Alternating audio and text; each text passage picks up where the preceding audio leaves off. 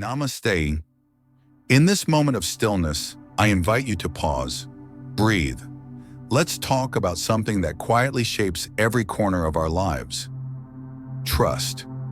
Trust is not just a word. It's the invisible thread that binds our relationships, our communities, and even our sense of self. Yet we rarely stop to ask ourselves, who do I truly trust? And am I worthy of someone else's trust? I learned the power of trust not in a temple, but under a tree. Many years ago, as a young monk in training, I was sent to a remote village to assist an elder. He was a humble man who barely spoke, yet everyone in the village trusted him, not because of his words, but because of how he lived. If he said it would rain, they carried umbrellas. If he promised he would return, they waited. One evening I asked him, "Why do they trust you so deeply?" He simply replied, "Because I never break what I say, and I never say what I cannot keep." That stayed with me. You see, trust isn't earned through perfection. It's built through presence, consistency, and sincerity.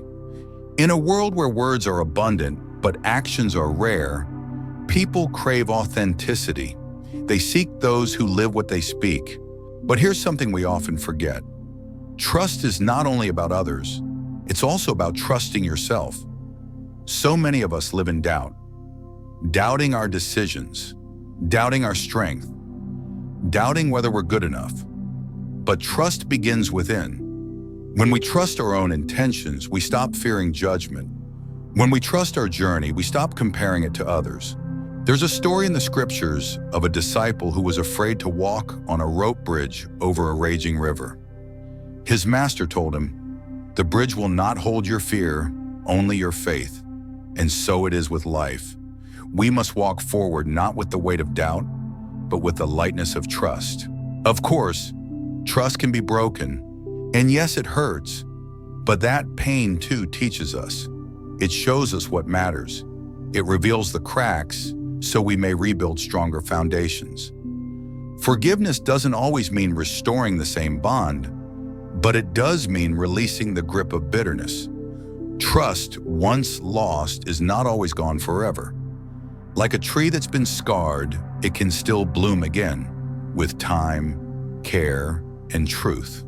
So how do we live a life rooted in trust? Be the person whose presence is calming, whose words are few but meaningful, whose actions speak louder than their promises. Learn to sit with your own thoughts until they settle, and then act from that stillness. People will feel it. They will trust it. And remember, trust is not about controlling outcomes. It's about surrendering with wisdom, doing your part, and allowing the universe to do its own. In your journey, may you trust yourself more each day. May you become someone others can lean on. And above all, may you walk gently, not because the path is fragile, but because your presence is powerful. Thank you for spending these few minutes with me. If this message resonated with you, sit quietly for a moment and just breathe. The rest will follow. Share your thoughts in the comments. And if you want more teachings like this, more stillness in your life, subscribe and join our growing community. Until then, walk slowly, breathe deeply, live gently. I'll see you in the next moment.